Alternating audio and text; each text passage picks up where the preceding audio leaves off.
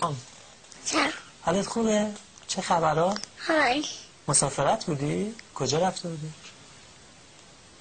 شنیدم سفر بودی ها؟ کجا؟ سفر رفته بودی. با کی رفتی؟ تنها. خودت تنها رفتی؟ با چه وسیله‌ای رفتی؟ با ماشین یا با هواپیما یا با قطار؟ با چی رفتی؟ ماشین؟ با خودت رانندگی کردی؟ بلدی مگه؟ گواهینامه داری؟ باریکلا. چون خیلی امشب شیک شدین ها. این لباس قشنگتون کی خریده براتون؟ بابا. بابات کجاست؟ خریده. بابات خریده. خیلی خوشگله. شام خوردی؟ چی خوردی امشب؟ خودم پیش بابا. میخوای بری پیش بابا؟ چه آره الان بابات بیرونه، میریم پیش بابا، با هم دیگه میریم. آره موافقی؟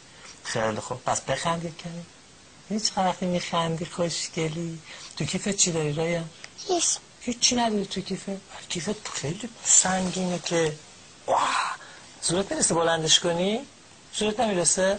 خب من خواستیم بریم بیرون، کیفتو برات میارم. خب موافقی بریم یه پیتزا با هم بخوریم؟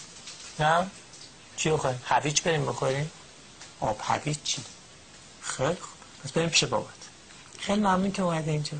خوشگله. این صورتتو ببینیم کامل چه شکلی تو همه صورتتو مواد گرفته. خیلی خوشگلی. متشکرم که امشب اومدی پیش ما. عیدت هم مبارک. دست خداحافظ.